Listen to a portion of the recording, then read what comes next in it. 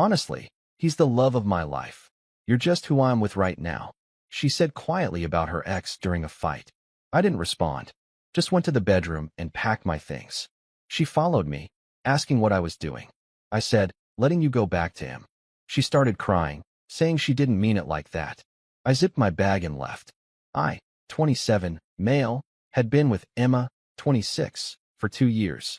We lived together in a small apartment downtown, split the rent, shared groceries, talked about getting a dog someday. I thought we were building something real. Then one night, during an argument that started over Instagram photos, she said the words that ended everything. Honestly, he's the love of my life. You're just who I'm with right now. The room went quiet. I didn't shout or slam doors. I walked to the bedroom and started pulling clothes from the closet. She followed me, voice rising from defensive to panicked, asking what I was doing. I told her calmly, letting you go back to him. She started crying, saying it came out wrong, that she didn't mean it like that. I zipped my bag, looked at her once, and walked out. No second chances for someone who sees you as a placeholder. Looking back, the signs were always there. Emma kept her ex, Ryan, 28, in her life in ways that felt too close. His name came up in stories about her past like he was still part of her present. She'd mention inside jokes they shared, places they went, songs that reminded her of him. When I asked why she still followed him on every platform, she'd say they ended on good terms and staying friends was mature. I didn't push it. I thought being secure meant not being controlling. Her phone lit up with his messages sometimes. Late at night, early mornings, random afternoons. She'd smile at the screen, type back quickly, then lock it without explaining. When I asked who it was, she'd say, just Ryan checking in, like that was supposed to feel normal. Once, I saw a text preview that said, miss you too, but when I mentioned it, she got defensive. She said I was reading too much into things, that I was being insecure. I backed off. I didn't want to be that guy who made mountains out of nothing. But the photos stayed up. Her Instagram still had pictures of them together from 3 years ago. Beach trips, holiday parties, close-up selfies where they looked like they were still in love. I never asked her to delete them. I figured the past was the past. Then our friends started noticing. My buddy Jason saw her profile and asked if she was still with her ex. My cousin scrolled through her feed at a family dinner and looked confused when I said we'd been together for 2 years. Emma laughed it off when I brought it up. She said deleting old photos felt performative, like she was trying to erase history. I dropped it. I didn't want to seem possessive. The apartment we shared told its own story. She kept a box in the back of our closet labeled Memories. I found it one day looking for winter clothes. Inside were ticket stubs from concerts she went to with Ryan, a sweatshirt with his college logo, birthday cards he'd written her. She caught me looking at it and said she kept mementos from all her relationships. I asked if she had a box for us. She said she didn't need one because we were still happening. At the time, I thought that was sweet. Now I realize it meant she'd already decided we had an expiration date. Her friends treated me differently too. When we'd hang out with her college group, they'd bring up Ryan's stories like I wasn't there. Remember when Ryan did that thing at the lake house? Remember Ryan's terrible karaoke? Emma would laugh along, never redirect the conversation, never acknowledge it might be awkward for me. Once, her friend Jess actually said, Ryan was so good for you, right in front of me. Emma just smiled and said, he was. I sat there like furniture. The worst part was the comparisons. She never said them outright, but they were there. Ryan used to take her camping every summer. Ryan loved the same band she did. Ryan knew how to fix things around the house. I tried to plan trips, learn her music, offer to help with repairs, but it never felt like enough. I was always measuring myself against a ghost I could never compete with because he lived in her memory as perfect. The real Ryan could mess up. Memory Ryan never did. Then came the night that changed everything. We were sitting on the couch after dinner, scrolling on our phones. I noticed she'd posted a throwback photo of her and Ryan from some concert. The caption read, "Best night ever." I felt something tighten in my chest, but I kept my tone light. I asked, why post that now? She shrugged, said it came up in her memories. I said it felt weird to me, posting old couple photos while we were together. That's when her mood shifted. She said I was being ridiculous, that I was trying to control what she shared. I said I wasn't trying to control anything. I just wanted to understand why her ex still felt so present in her life. The argument escalated. She said I was jealous and insecure. I said I wasn't jealous. I just wanted to feel like I mattered. She snapped back that I did matter, but that didn't mean she had to erase Ryan from her past. I said it wasn't about erasing him. It was about making space for us. She stood up, voice rising, said I was making a big deal out of nothing.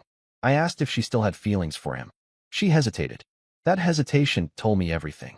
Then she said the words that ended us. Honestly, he's the love of my life, she said, voice sharp and frustrated. You're just who I'm with right now. The words landed like a slap. I stared at her, waiting for her to take them back, to say she didn't mean it. She looked away, arms crossed, like she'd just stated a fact she'd been holding in too long. The silence stretched between us. My chest felt tight. My hands went cold. I didn't yell or argue. I just stood up from the couch and walked toward the bedroom. She called after me. What are you doing? I didn't answer. I opened the closet and pulled out my duffel bag. She followed me into the room, her tone shifting from defensive to panicked. What are you doing? She repeated, louder this time. I started pulling shirts off hangers, folding them quickly, stacking them in the bag. She stood in the doorway watching me, her face pale. Are you seriously leaving right now? She asked. I said yes. She stepped closer, voice cracking. Over one thing I said in the heat of the moment. I stopped packing for a second, looked at her directly, and said, You don't say something like that in the heat of the moment. You say it because it's true. Her eyes filled with tears. She said it came out wrong, that she didn't mean it the way it sounded. I asked her what she meant then. She stumbled over her words, said she was just frustrated, that I was pushing her about Ryan, and she lashed out. I zipped the bag halfway, grabbed my phone charger from the nightstand, and said, You told me the truth. I'm just choosing to believe you. She started crying harder, reaching for my arm. I stepped back. She said, Please don't do this. We can talk about it. I love you. I shook my head. No, you don't. You're with me. That's not the same thing. I finished packing, grabbed my laptop, my wallet, my keys. She blocked the bedroom door, pleading now, saying she'd delete the photos, cut Ryan off, do whatever I needed. I told her I didn't want her to do anything. I wanted her to be honest, and she finally was. I moved past her gently, walked to the front door, and put my shoes on. She followed me the whole way, sobbing, saying she made a mistake, that she didn't mean it. I opened the door, looked at her one last time, and said, I hope you find what you're looking for. Then I left. The drive to Jason's place was a blur. I kept replaying the moment in my head. The way she said it so easily, like it was obvious. Like I should have known I was temporary. Like I'd been auditioning for a role someone else already had. My phone started buzzing before I even got to Jason's. Text after text from Emma. I glanced at the screen at a red light. Please come back. I'm sorry. I didn't mean it. We can fix this. I put the phone face down and kept driving. Jason opened the door, took one look at my face, and said, What happened? I told him everything. He didn't say much at first, just helped me bring my stuff inside, made space on the couch, handed me a beer. Then he said, You did the right thing, man. No one should be someone's backup plan. I nodded. I didn't feel like I did the right thing. I felt like someone had ripped the floor out from under me. But I knew staying would have been worse. Staying would have meant accepting that I'd always be second best. Update 1. I stayed at Jason's place that night. Crashed on his couch, didn't sleep much. My phone buzzed nonstop. Emma sent 15 texts before midnight. Apologies, explanations, promises to change. I panicked when you started packing. The words came out wrong. I love you. I don't want to lose you. Please just come home so we can talk. I read the first few, then muted the conversation. Jason asked what happened. I told him. He said, Good for you, man. You deserve better than being someone's consolation prize. The next morning, the texts kept coming. She called 6 times before 9 a.m. I didn't pick up. She left voicemails. In the first one, she was crying so hard I could barely understand her. I've been thinking about it all night. I realized how badly I messed up. Ryan is just part of my past. You're my future. Please believe me. I deleted it halfway through. If I was her future, she wouldn't have needed to think about it all night. She would have known. By day 3, mutual friends started reaching out. Emma had told them we broke up, said it was over a misunderstanding. My friend Kayla called and asked what happened. I told her the truth, word for word. Kayla went quiet for a second, then said, She actually said that? I said yes. Kayla sighed. She said Emma had been talking about Ryan a lot lately, even at girls' nights. She'd mention things he used to do, compare me to him sometimes. Kayla thought it was just nostalgia. Now she wasn't sure. More friends called. Some took Emma's side at first, said relationships go through rough patches, that I should hear her out. I told them exactly what she said. Most went quiet. A few said I did the right thing. Emma's best friend, Jess, called me directly. She said Emma was a mess, barely eating, crying constantly. She asked if I'd consider meeting Emma to talk it through. I said no. Jess pushed back, said people say things they don't mean when they're angry. I said, she meant it. And I'm not interested in being someone's consolation prize. Emma changed tactics. She started posting cryptic Instagram stories. Quotes about mistakes and second chances. Photos of our apartment with captions like, empty spaces, full of regret. She posted a picture of the couch, where we had the argument with the caption, I'd take it all back if I could. I didn't respond. I didn't like or comment. I unfollowed her account. Jason said she was trying to bait me into reaching out. I told him it wouldn't work. Then she showed up at my work. I was leaving the office around 6 p.m. when I saw her standing by my car. She looked like she hadn't slept in days. Eyes red, hair pulled back, wearing the sweatshirt I'd given her for Christmas. She said, please, just 5 minutes. I said no. She stepped closer. I need you to understand. I was angry. I said something horrible. But it's not true. You're not just who I'm with. You're everything to me. I unlocked my car. She grabbed my arm. Don't you still love me? I looked at her and said, I loved who I thought you were, not who you showed me you are. I got in the car and drove away. She stood there watching me leave. Update 2. A week after I moved out, Emma posted a photo of her and Ryan. They were at some coffee shop downtown, smiling, sitting close. The caption read, reconnecting with old friends. My phone blew up within minutes. Friends sent me screenshots, asking if I'd seen it. I had. I didn't say anything publicly, but I saved the screenshot. Timestamp showed it was posted 6 days after I left. So much for me being her future. Kayla commented on the post. Interesting timing. Emma deleted the comment within minutes, then deleted the whole post an hour later. But people had already seen it. Screenshots were circulating in group chats. Mutual friends started asking Emma directly what was going on. She said she was just meeting up with an old friend, that it wasn't what it looked like. But the damage was done. People started connecting the dots. If she was meeting Ryan less than a week after I left, and she'd called Ryan the love of her life during our fight, the timeline made perfect sense. Ryan posted his own photo the next day. Same coffee shop, same table, same smile. His caption, good to catch up with someone who gets me. Emma liked it immediately. Then she unliked it 10 minutes later. Then she commented a heart emoji. Then she deleted the comment 5 minutes after that. I watched it all happen in real time through friends' screenshots. Jason said, she's spiraling. I said, not my problem anymore. Emma's texts changed tone. She stopped apologizing and started accusing. You gave up too easily. You didn't fight for us. Real love means working through hard conversations, not running away the second things get difficult. I finally replied. One message. You told me you were settling for me. I chose not to let you. She responded instantly, paragraphs of backtracking. That's not what I said. You're twisting my words. I was frustrated and said something stupid. You're using it as an excuse to leave because you were looking for a reason anyway. I muted the conversation again. Then her mom called me. I almost didn't pick up, but I liked her mom. She'd always been kind to me, treated me like family. She said Emma told her what happened, that she was devastated, barely functioning. I said I appreciated the call, but I wasn't changing my mind. Her mom went quiet for a moment, then said, I understand. If someone said that to my daughter, I'd tell her to leave too. That surprised me. She continued. Emma's always compared her relationships to what she had with Ryan. It's not healthy. She needs to figure out why she does that before she's ready for something real. I thanked her for being honest. She said, you deserve someone who knows you're the love of their life, not just who they're with. A few days later, Jess sent me a long message. She said she'd had a serious conversation with Emma, that Emma finally admitted she'd never fully gotten over Ryan, that she'd been holding on a hope he'd come back. When he didn't, she started dating me, thinking she could move on. But she couldn't. Jess said Emma knew she'd ruined something real, that she was getting help now, seeing a therapist. She said Emma wasn't asking for me back. She just wanted me to know she was taking responsibility. I read it twice, then archived the conversation. Her realizations weren't my responsibility anymore. Update 3. 2 weeks after I left, Emma went fully public with Ryan. Photos at restaurants, hiking trails, concerts. Captions like, finally back where I belong.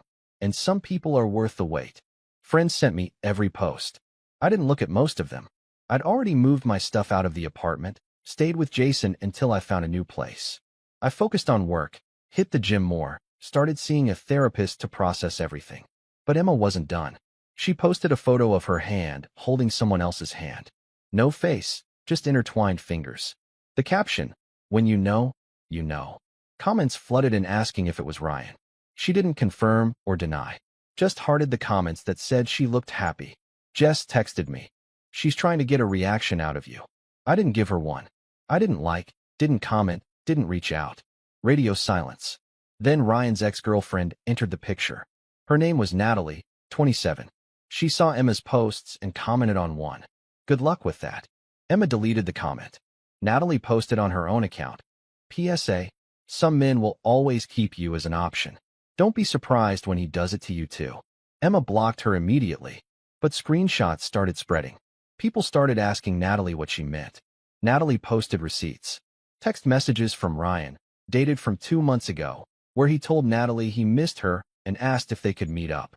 The same time frame Emma and I were still together. The messages showed Ryan telling Natalie that Emma was just a friend, that he never really got over Natalie, that he'd made a mistake letting her go. The messages were time-stamped, screenshots clear and unedited. One message read, Emma keeps reaching out, but she's not you. I was an idiot for not fighting harder for us. The group chat exploded. Kayla forwarded me everything. Ryan had been texting both Emma and Natalie, playing both sides. Telling Emma he wanted her back, while telling Natalie she was the one he really wanted. Natalie posted more screenshots. Ryan telling her Emma was desperate, that she'd been chasing him for years, that he was just being nice by staying in touch. Emma saw the posts. She went completely silent on social media for 3 days. No posts, no stories, no activity. When she came back, all the photos with Ryan were gone. Every single one. She posted a vague story. Lesson learned. Don't go backwards. I almost laughed. Almost. Then she posted another story an hour later. Sometimes the person you think is your soulmate is just the person who teaches you what you don't deserve. The irony wasn't lost on me. Emma texted me that night. You were right. I'm sorry. I didn't respond. She texted again an hour later. Ryan was using me. I should have seen it. I should have appreciated what I had with you. Still didn't respond. She called. I sent it to voicemail. She left a message. I know I don't deserve your forgiveness, but I need you to know you were right about everything. I was holding on to something that was never real. You were the real thing, and I ruined it. I deleted the voicemail without finishing it. Her realizations weren't my burden to carry anymore. Friends started telling me Emma was asking about me constantly. Where I was living, if I was seeing anyone, if I ever mentioned her. Kayla said Emma broke down crying at brunch, said she threw away the best relationship she ever had for someone who never really wanted her. I didn't feel vindicated. I didn't feel satisfied. I just felt tired. Tired of being part of her drama. Tired of being the one she realized too late was worth keeping. Emma's social media went dark after Ryan moved on. No posts, no stories, nothing. Friends said she deactivated all her accounts. Jess told Kayla that Emma quit her job, moved back in with her parents, stopped going out. She was barely functioning. Ryan, meanwhile, moved on fast.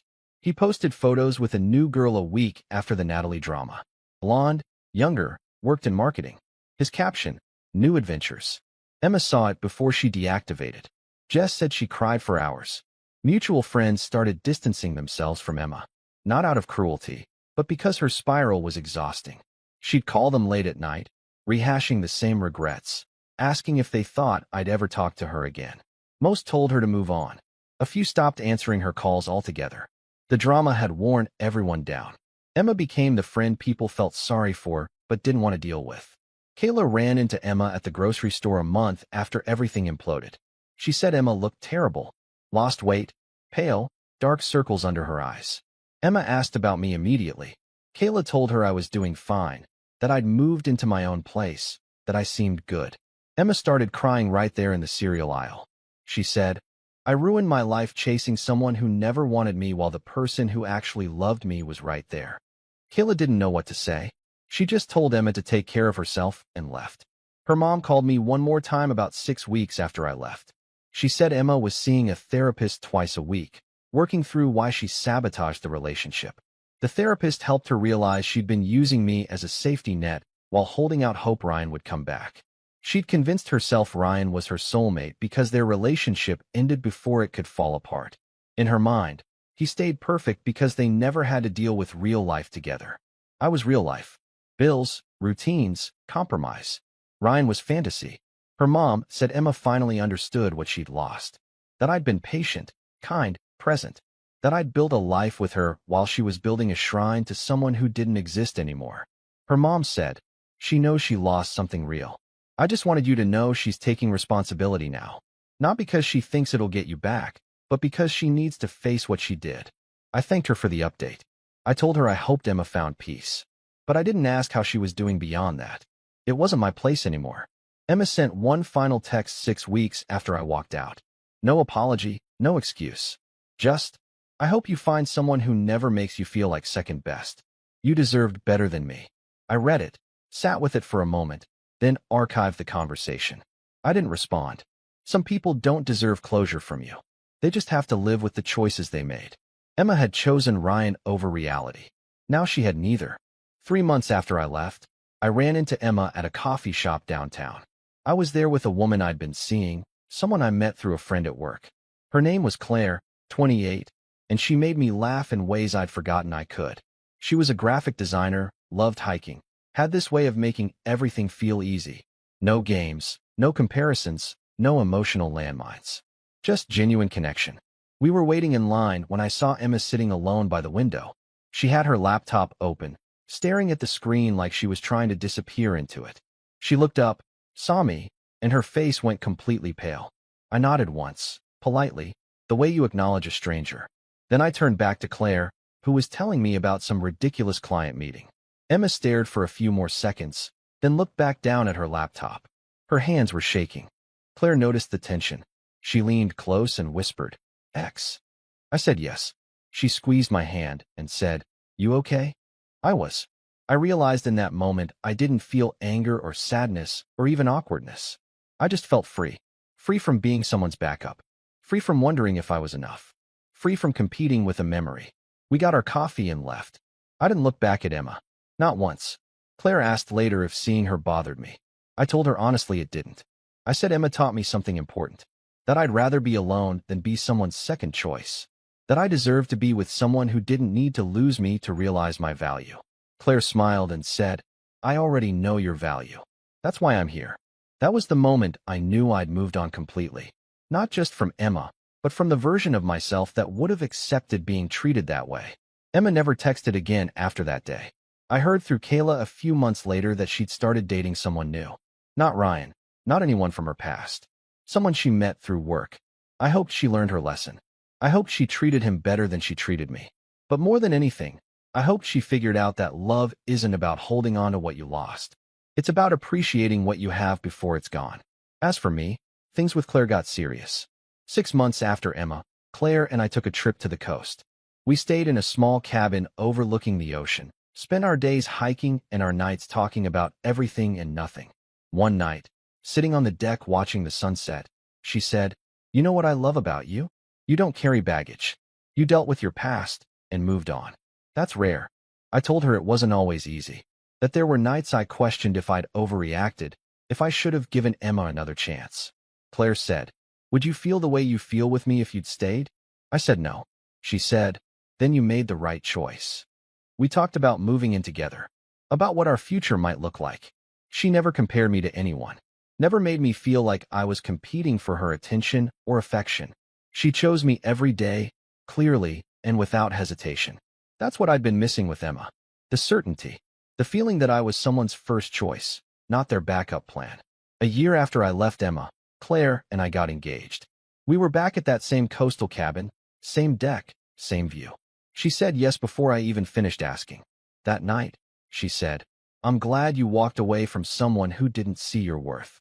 Because now I get to spend my life showing you every day that I do." I thought about Emma's words that night. "He's the love of my life. You're just who I'm with right now." The difference was staggering. Claire never made me question where I stood. She made sure I knew. Emma's mom sent me a congratulations message when she saw the engagement announcement through mutual friends.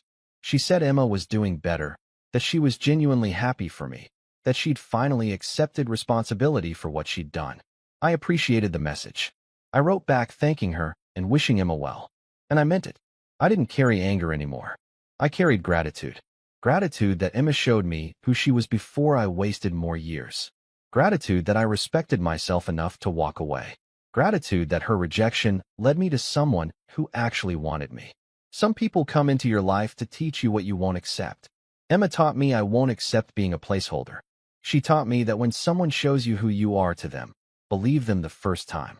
And she taught me that walking away isn't giving up. Sometimes it's the only way to give yourself the life you deserve. I walked away from someone who saw me as temporary, and I found someone who sees me as permanent. That's not luck. That's knowing your worth and refusing to settle for less. Emma's words broke me that night, but they also freed me. And for that, I'll always be grateful.